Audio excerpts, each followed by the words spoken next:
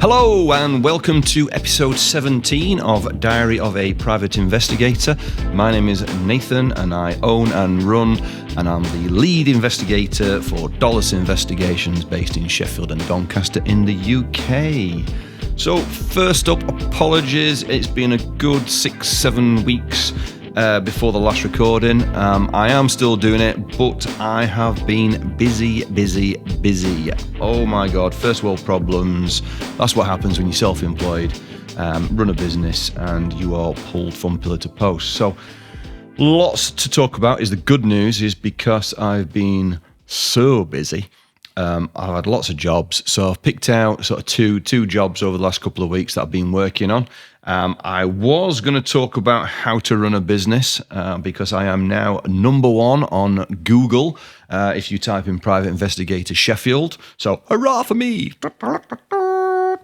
So that was good. So obviously I'm not, because that means it's all gone to my head and I think I know what I'm doing, and the fickleness of Google and other search engines out there might mean I'm number 7 next month by the time I talk to you. So we'll not get too ahead of ourselves just yet, but I am particularly pleased. So shout out to Joe, my SEO guy, for achieving that for me. So we've got a couple of good stories to talk about today. You may, hopefully, if you come in to listen to me today, you've already listened to the previous 16 episodes. You will remember that on episode 13, I had the very lovely Charlotte Tollan on. And one of the questions that I asked her right at the very start was, can I be a hunter? Because she had connections in the TV world. Well, guess what, folks? The hunters were actually after with a H, after a new hunter for the series that was recorded in the summertime, and it goes out next year. And guess what? We have some very exciting news about who's going to be a new hunter. That's right. So keep listening to that one. Oh, that's the one to keep you gripped. What else has been happening? So I was interviewed on another podcast, Caught Up in Crime. They wanted to talk to a real-life PI, find out what we get up to in the stories. So thank you, Tom, for interviewing me for that podcast. Obviously, there'll be links in the show notes that Adam will sort out for me, so you can go straight, after you've listened to that, if you want more Nathan in your life, and who doesn't want more Nathan in their life, go over and listen to that. It touches upon stuff I talk about on this podcast, but it also talks about slightly different things as well. Tom managed to eke out of me the fact that I am a former world champion in a particular area, and I went to a tournament a couple of weeks ago and came second in a 100-man tournament. Just losing in the finals. So if you want to know what I am particularly good at in my social life, head over to Caught Up in Crime and you'll get to know a little bit more about me as a person. He's coined the phrase the TikTok PI. Now, I'm not too sure whether I want that to stick or not. He was intrigued that the fact that I'm a private investigator, but yet put myself out there on TikTok and obviously do a podcast. It's kind of counterintuitive because people know what I look like. Obviously, going on to the social media sort of side of things, people know what I look like, so it makes doing my job a lot harder. So what I do is I'm going to reveal a secret that actually this nose that I'm wearing is actually a false nose, and it's not as big as this in real life for those watching on YouTube and those that know me in person. So I'm in disguise, honest governor. What else have I been doing? We're going to talk about a job that I've done recently, which involved, it started off as an internal theft and then quickly turned into what we call an OCG, an organised crime group. We're going to talk about the ins and outs of that, the trials, the pitfalls of how that job went. And what else we're going to talk about? We are going to talk about Blue Husky, our sponsor. Now, unfortunately, this show is now no longer sponsored, so I am after a new sponsor if you're interested. Blue Husky It's you, the listeners, that have let me down. It's nothing to do with me. Basically, what I say is if you go to their website and you buy anything from Blue Husky that supply my trackers as well as other surveillance kit, I did ask you to put a comment in the box about Nathan sent me, or Diary of a Private Investigator, or Podcast Guy sent me. He's not been getting enough comments in his comment section. So if you do happen to need some kit and you go to his website and look at it, then obviously leave a comment, and then it might well be that he comes back and says, actually, I was a little bit hasty and I do want to carry on sponsoring you. So do that for me as a favour. And as always, you can contact me on email, diaryofaprivateinvestigator@gmail.com, if you want to send me a question. And I do have a question from Mike, who wants to know, how does AI affect the PI business? So I'll be answering that question at the end. And then we've got Mona Month. So we'll get to Mona Month at the end of the episode. So busy. I am busy at the moment. Although I once said that on LinkedIn and then got vilified for it by saying, nobody wants to know how busy you are. Who wants to care? Who cares if you're busy? Like, stop showing off and just do the job you're meant to do. So I'm going to move rapidly on. So, The Hunted. Just so happens that they were looking for a new hunter at the time when I spoke to Charlotte and said, can you get me on The Hunted? And guess what? They have a new hunter coming up for next, I think it's coming out next year, filmed this year. And guess what? They went for the best looking person that they could find. And Charlotte's going to be a new hunter. Yeah. So yeah, that was good, wasn't it? I'm really pleased for her. Well done, Charlotte. Thanks for being a hunter on the next episode. So yeah, yay, well done, Charlotte. That's brilliant, that. So yeah, no, they didn't come to me. Obviously they wanted somebody young, fit, attractive, can talk well, look well, and all that business. And they obviously saw my videos on YouTube and thought, no, you've not kind of got the face or the fitness, the fatigue, the age, the grey hair. You can't do it. So that's good. That's good for her. So that'll be all exciting. So one of the stories I'm going to tell you about is we had a job. So Charlotte and I had a job. We went over to a foreign city. Now, I have signed a NDA, a non-disclosure agreement. So obviously the ins and outs I can't talk about. But a job came up, and it was for a job in a city in Europe, involved flying out. So Charlotte and I went out to that. And so I said to Charlotte, I said, look, we need a background story. We need a legend in case anybody challenges us as to why we're there. So I said, I think we're probably going to have to portray a couple who are in love. To which she agreed, actually. So she was like, yeah, that'd be great. I just wish you hadn't kept calling me Dad all the time. That was the only problem there. But dad joke, literally a dad joke. So we went out, and it sounds sexy. It sounds, I bet it was great. I bet you saw the sights of the city, and I bet you did this, and I bet you did that, and ate in fancy restaurants. And no, we didn't do any of that. So it was long days. We were doing, what was it? I think we started about 8 o'clock in the morning and finished about 10 o'clock at night. So 14-hour days. We did no socializing. The drinks that we had, I've mentioned this in the past about drinks being props. You're not there to get drunk. You're there just to have a drink and look like you're blending in.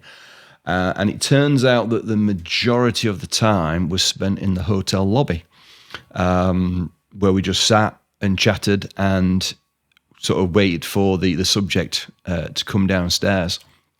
And then obviously when the subject came downstairs, we went out on the follow, and we went round and sort of tried to blend in as sort of tourists. But unfortunately, the majority of the time was actually spent in the lobby. And I was really surprised that the hotel staff don't kind of give you funny looks as to like what you're doing. Like you're meant to be tourists, but yet you've spent the majority of the time in the lobby. So it was a case of like blending in and chatting and and then blending into the background, or then taking it in turns that one of us would take a business call. So one of us would then have to leave the lobby or go back to the room, or we took it in shifts. And then there were times where one of us would go for a bit of a walk, but obviously you can't go too far because if the subject comes out, you've got to be on it. So we had a good chat. We caught up, and she was telling me all about The Hunted and that she's done this and she's done that and she'd done the other. So learned a lot of trade secrets, actually. It was good. It was interesting to find out how they film it and how they get the access to the CCTV, things like that. Now, obviously, I can't really tell you how they do it because she'd probably get fired and I'd get sued. But it was good to sort of listen to the stories that they get up to. And again, it's long days filming for her. So that was good. One of the interesting things that we picked up on, so we're in this hotel lobby, and like I said, we've been there for quite some time, and you obviously look around. Unfortunately, it was a big lobby. It was a posh hotel, so I blended in perfectly, obviously. And on the next sort of 2 tables along, there were two guys there, and they were dressed in suits, looked quite smart. And they tipped up and they got out. They got 3 mobile telephones each, so they kind of sat down and they got the mobile telephones out and they got the laptop out and they got the notebook out and they were chatting, and then they were on the phone and then they were looking, and we were sat there and we were like, are they CP? Are they close protection team? They're either CP or the surveillance. And it's a funny old game that what we do, because obviously you're there and you're looking around and you're watching, and like we're watching them and thinking they're definitely not guests. They are doing something, and then we're like, ooh, I wonder if they're clocking us. And then you get into, then it's like gets into your head. Then like we're watching you, are you watching us, or are you anti-surveillance team? And then because obviously the principal, bearing in mind we're in a posh hotel, the subject that we're watching had got some money, quite a lot of money actually. And then you think, oh, are they employed to watch us? And then you're like, oh no, I need to do I need to. So it was good. It was interesting, but they lasted a few hours before they left. So we came to the conclusion that they weren't working for the subject. But it makes you realise that when there's obviously something out there called sort of third party contact, third party compromise. And that when you do the job, you can be so focused on what you're there to do and what you're watching, what you're looking at, that you're actually completely unaware of what's happening to your side. And you might be being clocked by an anti-surveillance team. So it was good. It was worth noting that you've got to be obviously 360. You've got to be aware of your surroundings, not just the subject. You're aware of everybody else who's in the room. So that was good. So yeah, being to Europe, papped my pants a little bit when I went through customs with all my kit, because obviously you take your camcorder, your standard camcorder, and oh, by the way, who has a camcorder in this day and age? As I found out, because I've now got a fault on my camcorder, so I'm like, yeah, I just got to buy another one, and you're like, nah, nobody makes them anymore because everybody's got a smartphone, and the cameras on the smartphones are that good. Nobody carries a camcorder anymore, so I'm having a bit of a nightmare trying to get that sorted out, but that's by the by. So I got my covert kit, and I'm thinking, oh, if it goes through X-ray, what they're going to do? Is it going to show up? And I mean, does it look like a bomb because it's like an electric device? Because I put some in the suitcase, some in my hand luggage. Because I thought, well, if I go through with like kit for days in my bag, they're going to pull me to one side and say, why have you got all this kit? And then I'm going to have to come out and say, well, I'm a PI, and they're going to go, very interesting, get yourself off this plane, kid. So, or do I have to come out and say, I'm a journalist? And then again, you need a press pass to prove it. Or again, they'll start going, ooh, what's your journalism? What's your specialist subject? So, flipping heck. So you're like, well, I'll split all my kit up, so hopefully they don't see all the kit at the same time. And I got through, basically. I talked to a couple of other operators, and they're like, yeah, it's fine, which it's one of them, innit? Yeah, it'll be fine. Right up until the time it's not fine, and you get stopped, and then you go, ooh, twitchy bum time. But we got through. And we did the job. It sounded sexy, but it was a lot of hours and not much sleep and not much sightseeing. I think we had a couple of hours at the end where we had a walk round. The city, so that was good. Right, what we've been working on this month. So the good news is that because I've been so busy working on all these different jobs, I've kind of got loads of stories. So like I said, what I was going to do, I was going to talk about how to run a business and give you my insights on how I've done it. But that's boring, isn't it? Nobody wants to listen to that. You all want to listen to the juicy stories of what I've got up to. So one of the jobs that I've been working on. So it turns out that I was hired for an internal theft. So it's, can you do surveillance on the subject who we believe is stealing from us as a company? So it's like, yeah, no problem. So I start the work, and this person is exhibiting certain techniques, shall we say, which I would say is anti-surveillance. And we've talked about anti-surveillance in the past. There's certain things that you can do. Driving down dead ends, driving around roundabouts too many times, pulling one of the followers, they just randomly pulled over into a lay-by, let all the traffic go past, and then randomly pulled out again. So they're doing things, and you're like, this is a little bit more than just an internal theft. I'm getting like little hairs on the back of your neck, or the little voice in your head, going, something not quite right here.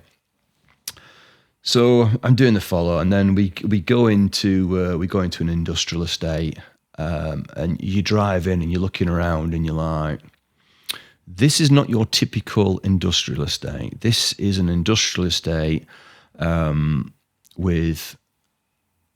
I'm trying not to be too descriptive as to give the game away, but you drive into this in the industrial estate, and everybody looks at you. Everybody knows everybody. Everybody's talking to everybody, and yet the types of units that are in there aren't your everyday well lit. You don't get Joe Public coming in. It's just all tradespeople, all people driving vans, and things coming out of vans and being put into lockers. And it's just one of those. And you know me, guys, if you've listened to this podcast, I do talk about you can't teach common sense. And you go in there, and instantly I'm like, this is electrifying, as in, I need to be alert of what's happening, because obviously I follow it. I don't direct follow in, because this isn't my first day. So we obviously let it go in. And then I drive in, and I'm like, nah, this is just not good. Proper not good. I mean, that's worse than not good. Proper not good. That's like rate bad. So I drive in, I'm like, right, what's my legend? What's my story? And I'm sat there, and I'm thinking, right, okay, then obviously everybody's roughy tufty. Everybody's switched on. So if I get a tap on window, my story's going to be, fuck off, I'm having a meeting, not to do with you. You don't need to know why I'm here, go away. And I'm thinking, that's pants, isn't it? It's like, because I'm not really that roughy tufty. And I'm thinking I'm going to have to put on a right act. And then if they call me bluff, then this isn't TV. This is real life, folks. Nathan's going to get his head kicked in. This is not like TV where you have the fight and you fend them all off and you make good your escape. This is like real life, where when you get punched, it hurts a lot. So I was like, this is not good. So I get a quick image, and I'm out of there. So we're out of there. So we managed to, obviously the royal week, because I'm working on my own on this job, which is something else I want to touch upon about budgets and client expectation. You obviously you sit down with your client, and you're just like, right, what are your objectives? I always start off with, what are your objectives? Let's stay focused on the objectives, because that's what we're trying to prove. And inevitably it always turns into, oh, actually, now we've discovered that. What about this? And, oh, we've got this subject 2 and subject 3. Who was subject 2 and who was subject 3? And can we ping off and follow them? And can we get trackers on their cars? And a lot of the time it comes down to, what's your objective? What are we trying to prove? Is it relevant? And what's your budget? Because trust me, I can spend your budget for you if you've got it, because I can put out multiple trackers and we can do multiple follows. I've got people who work with me, for me, so we can cover all this. But where is it going to get you out of curiosity? So I kind of try and keep them focused. And so we've got a vehicle, and again, it's just that little spider sense that you get that. So the vehicle goes to a retail park, and you're thinking, perfect opportunity to get the tracker on. And the vehicle parks bang outside the eatery. I won't say restaurant, because restaurant sounds posh, and it weren't a posh restaurant. So let's just say it was parked bang outside the eatery.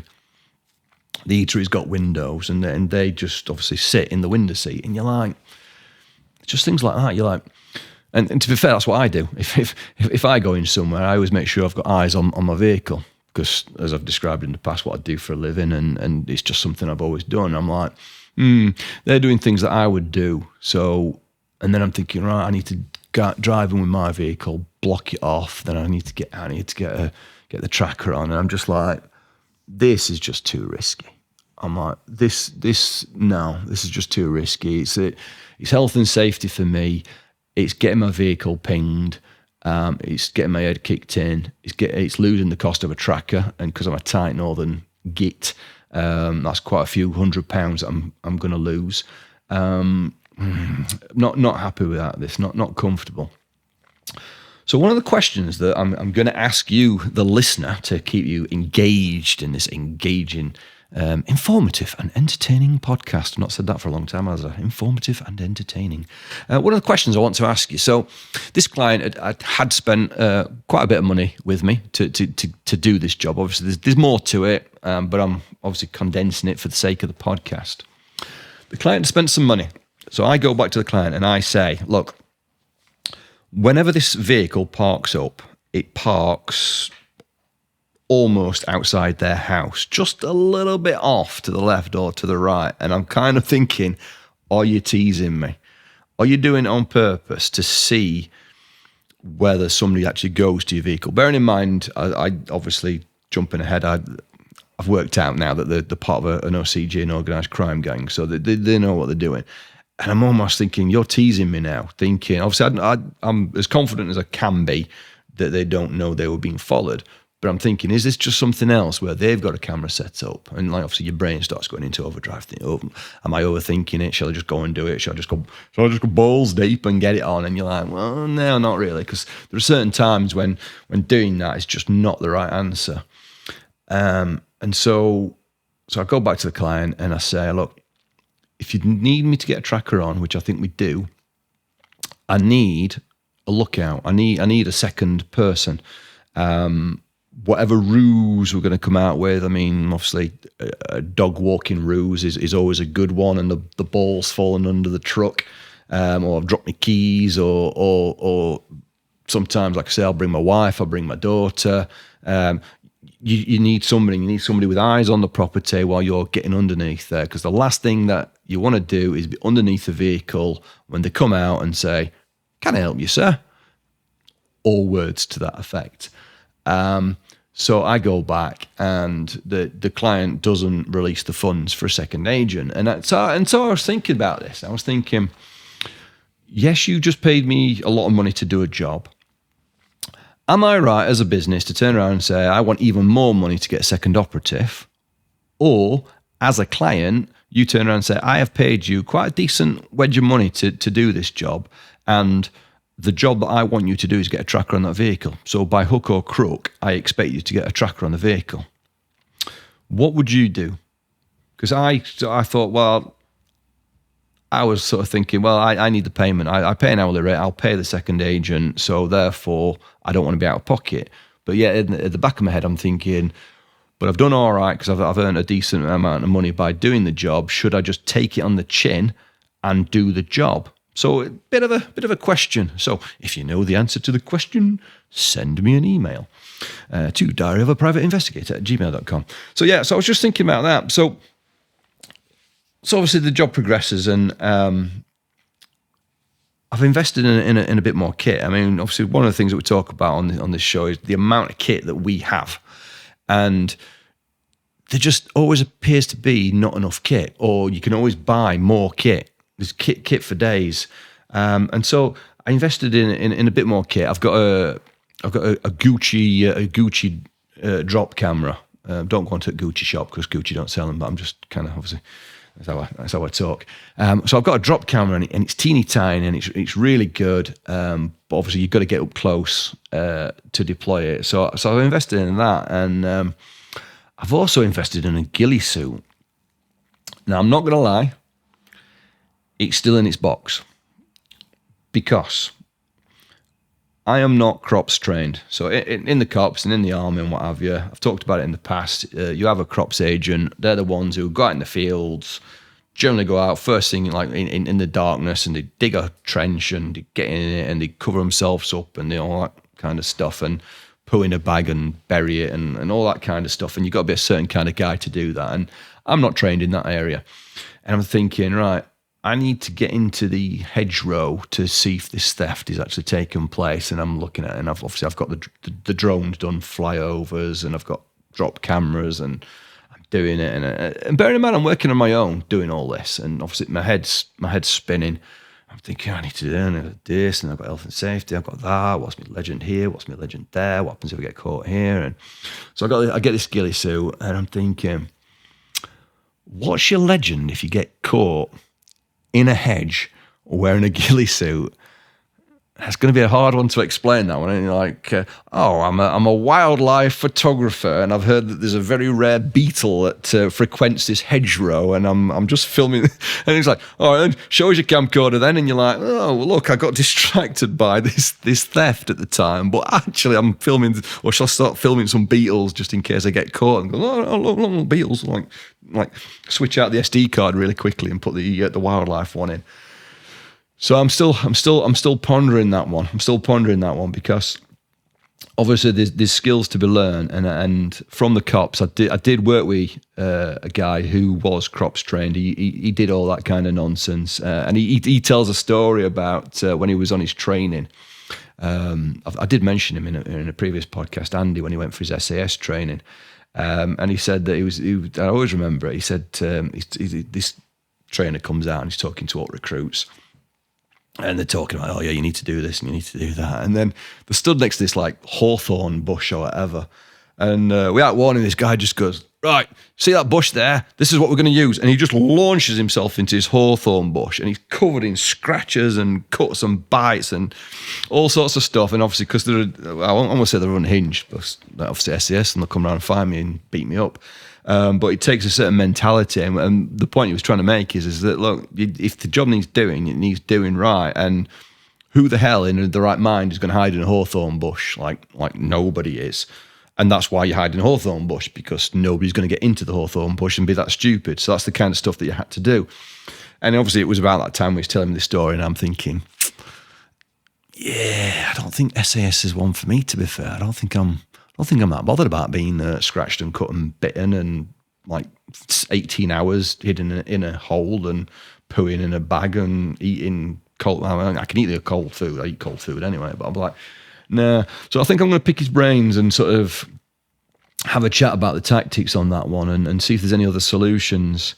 And I just a quick note here. I've written down kit confidence, which I'm the kind of guy that sort of buys kit and then doesn't really, and I know I should, I don't really sort of test it all out and do this and use. I tend to buy kit and I'll go, well, I'll just deploy this on a job, and I kind of learn it as I go. And I think I'm getting to the point now where I'm like, do you know what? I need to get the ghillie suit, and then I need to go out and deploy somewhere, probably in my garden, and obviously watch our lass ink washing up or something exciting like that, and just see how good it is and whether you get spotted or not. Because I did test out the drop camera that I've got. I tested it out and I put it on, there's a gennel near where I live, or a ginnel, or a snicket, or a lane, or whichever part of the country you come from. You've got your own little words for it. I call it a gennel. So I put it in the gennel and I asked the wife to go down and have a look. And all I did was I deployed it, and then I just put a little bit of part of a brick, just put it on top, really really rapidly deployed, didn't hide it or anything like that. And she walked up and down and she says, I saw it, but only because I've been watching you assemble it and I know what you were doing. So I sent the daughter down and she went up and down the gen and she came back and said, like, no, I can't find it. And I was like, actually, that means the camera's really good. Because, like I say, it's small and I didn't really spend ages camoing it up. So then I came back and I got really enthused and I've built this box with like leaves on it and all sorts of stuff and real blends in. And so on another job that I went on, I finished up deploying it in this hedgerow, watching this private entranceway. And so I set it all up and I come back and obviously you watch it remote and you can be, well, when you basically you attach it to a dongle and you can be other side of the world because it's internet. And so obviously I'm sat in my vehicle, couple hundred yards away watching it. I'm thinking, this is really, really a good bit of kit. It's really good. Gone at days now where you need to be parked bang outside the address. So bearing in mind it's on a private driveway, and this private driveway is cameraed up to Billio. So obviously I've had to. Remember that story where I told you about shoplifters? The worst shoplifters are the ones who stand there, like giving it the big look around and where's CCTV and stuff like that. Well, it's a bit like when you deploy a camera. You kind of, if you stand there for ages looking around, like, oh, passing cars or man walking dog, you kind of stand out. So you kind of have to go down, have a quick look, or you might do a walk past or whatever, and then you're like, right, I've just got to get this camera in. And if I get caught, there's kind of no excuse, really, so you just have to do it. So I go to this private driveway, I'm stood there, I'm like, right, get it in. We're away. Come back several hours later, I'm like, right, need to get it out. Walking, I'm like, looking at this hedgerow, I'm like, fucking hell, where did I put this camera? This is good. This is a good bit of kit. And I'm like, so you're looking around, and obviously what you soon learn is you can view it on your phone. So you walk in and you're like, so you're looking, and then you're looking at your phone, and obviously as soon as like your face pops up onto the camera, you're like, oh, right, that's it, I remember now. So you do that. Obviously there's other tricks at trade that you can do, like you might want to put a crisp packet down at like 180 degrees down at bottom, 3 o'clock. So it's the next time you see your crisp packet and you'll think, right, it's got to be on this line. So there's stuff like that. So yeah, so I just wanted to talk about the kit, but I also wanted to talk about the health and safety of what we do. Because like I said, this is not TV. Getting caught doing what we do it can be dangerous and have consequences. And one of the jobs that I've been doing, I kind of got a little bit hoodwinked. I'm not going to lie, in respect of the subject and their surveillance awareness. There was stuff I was picking up on. I'm thinking this subject is not sort of doing anti-surveillance, but the person was kind of leaving work and they're going from work to the train station, and that's route A to B. And the person leaves work and then like goes around the houses into a shop, into another shop, and then takes a loop all the way around and then to the train station. And you're like, is this person just shopping or is this person changing their route? And if you remember when Charlotte were talking about when she was being stalked, she took different routes. And you're like, why? And do you know?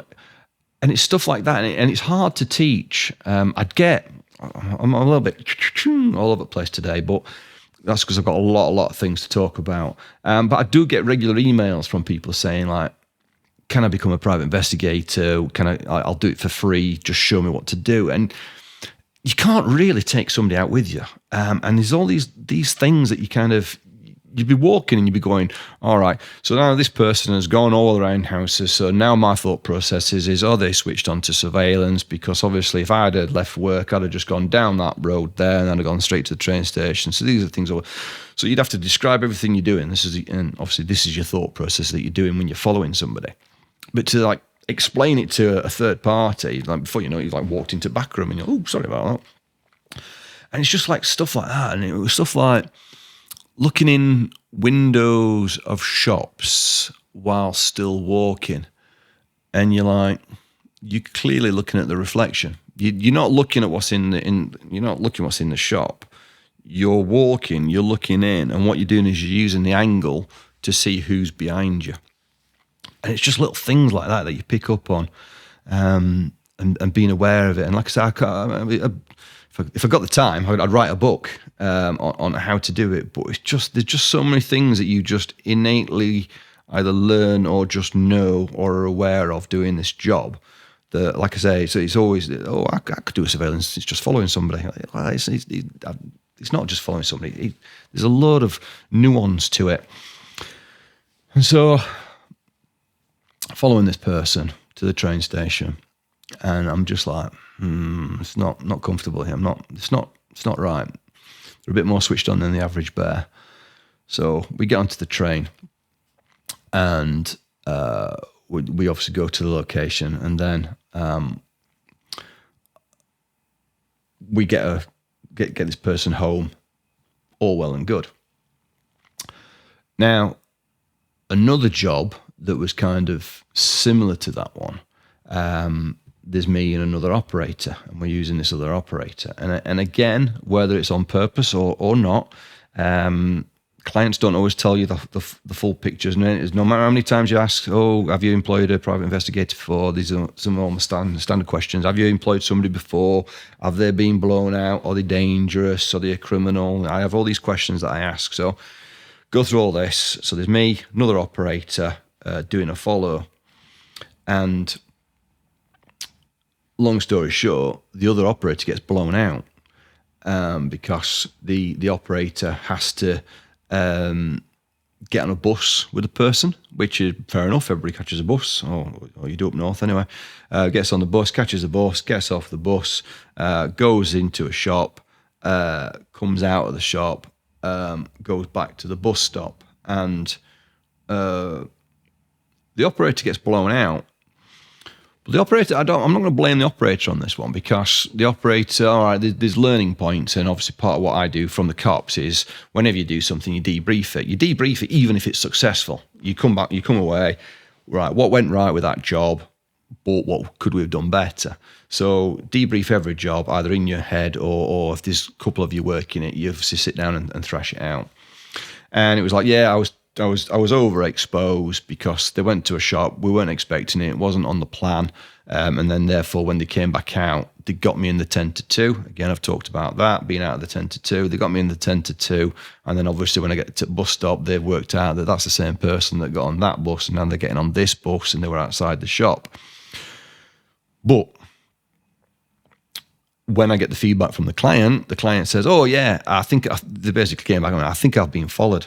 And also, I think I was followed on this different location because I saw a man in a suit, and I thought, that's unusual, a man in a suit in this town, why would he be there? So I think he's working with him, this, that, and the other. And it turns out that I wasn't wearing a suit, it wasn't me. So I turned around and said, well, it wasn't me wearing the suit, but clearly the fact that the subject is alive from point A, looking around, to point B, to point C, to point D, and somewhere along that journey pings the operator halfway through the deployment, surely this person is surveillance aware, and why are they aware? And it turns out that there's obviously a lot more to the story without going into too much detail. And you're like, you didn't tell me that at the start, though. You didn't tell me that. If you tell me this person's surveillance aware, I adapt tactics. We have more operators. We have the trigger cams, or we don't get on the bus, or we do whatever. I need to know the full picture in order to get you a result.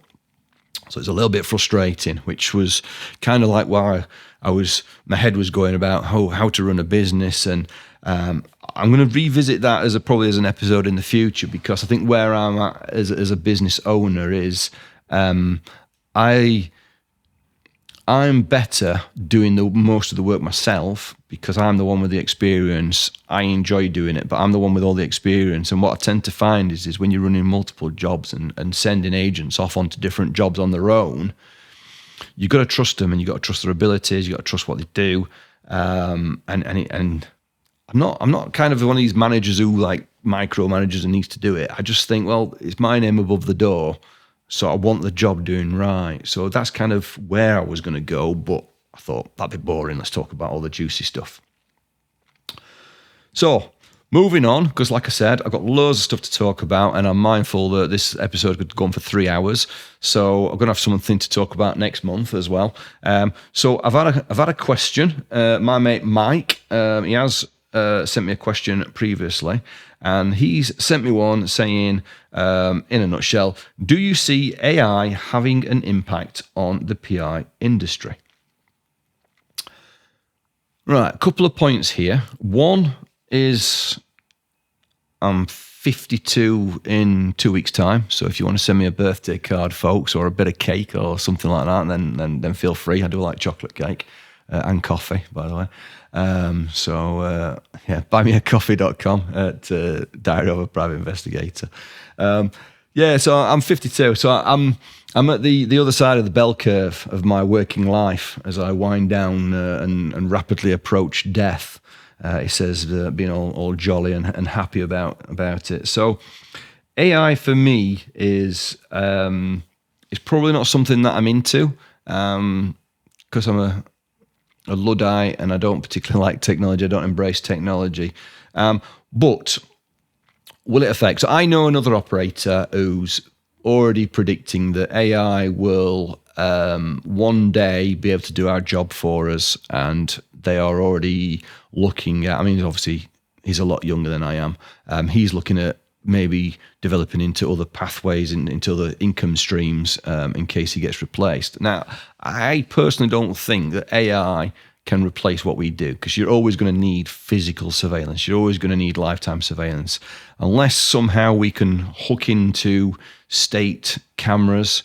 1984. Check me out, aren't I? Well read. So unless you can go into sort of camera, other people's CCTV cameras, things like that, we can't get access. We can't get legal access to number plates, DVLA. Only the police can do that. There are certain ways that you can get it, but it's just too hard to do. And trust me, you can't get owner details of number plates legally. I do everything legal. So I think you're always going to need physical surveillance. So I think the point that Mike was touching upon was, he said, I went on ChatGPT, typed in my name, and it came up with like details of businesses I've owned, relationships, where he lives, all things like that.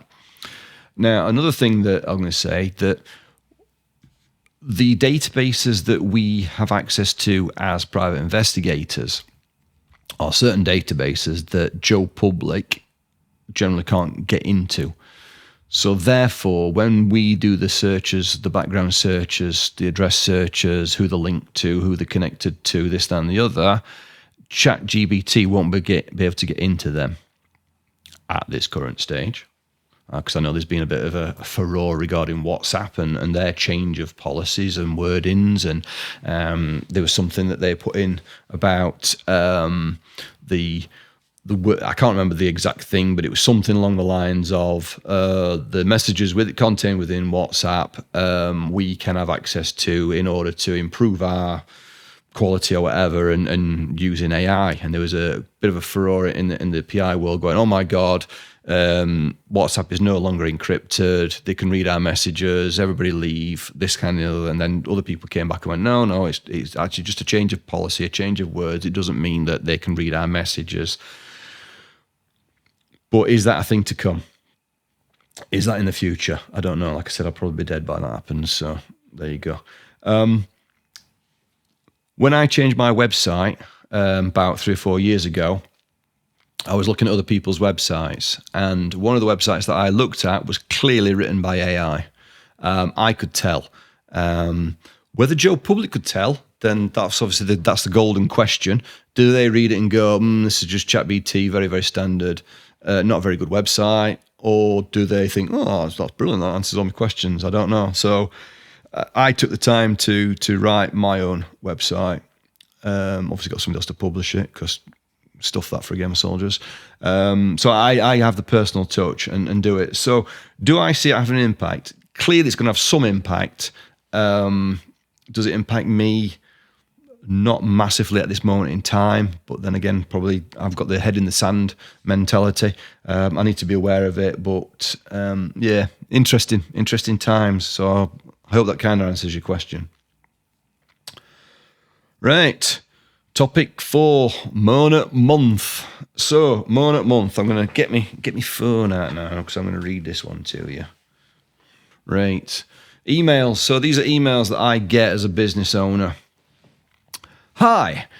I was checking your website and saw you have a good design. It looks great, but it's not ranking on Google and other major search engines. We can place your website on Google first page, Yahoo, Facebook, LinkedIn, YouTube, Instagram, Pinterest. Also, we can maintain your social media pages and SEO strategies to boost your online visibility. Please allow me to email you our monthly packages and services cost if you're interested. Waiting for your positive response. I get these all the time, and clearly they're just generated and people pay somebody to obviously look at all your email addresses and send them out, and I get them on almost daily business basis. And I'm just like, clearly you've done no research. Why the hell should I send my SEO to you when I am on page 1 of Google and I am on LinkedIn and Facebook and all the other things that you're sending me? I'm like, piss off. Like, I've got, and so, but then what you do is like, so you read them and you go, all right, whatever.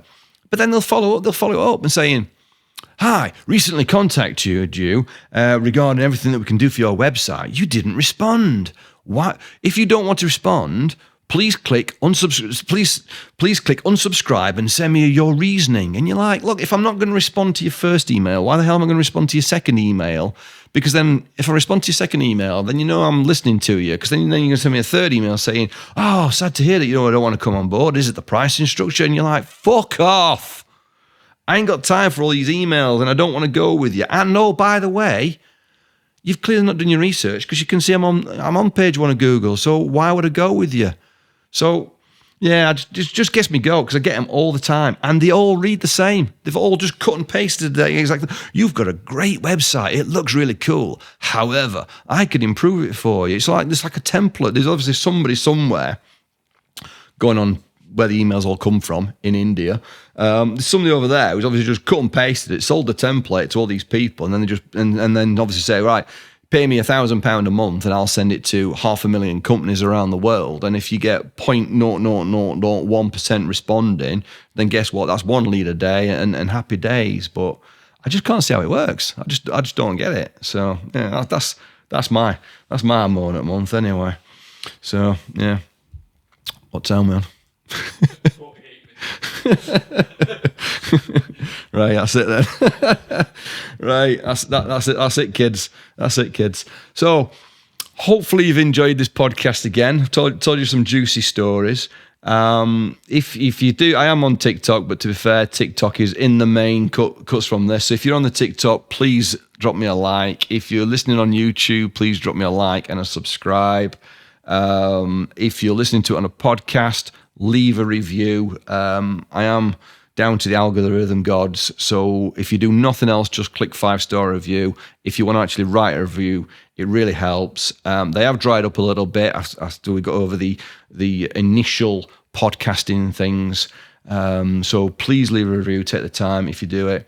And remember, if you need a private investigator in Sheffield, I'm not always going to be this busy because my work is seasonal. And by December, the podcast will be me with a really sad face going, I can't really talk about anything this month. I've got no work on. It's Christmas time and nobody's got any money. So please hire me. So if you're thinking about hiring a private investigator with all the tech, all the kit and all the knowledge, come to Dolos Investigation. Thank you very much for listening, and I'll see you probably next month, but let's see. Let's keep you guessing. Thanks, kids.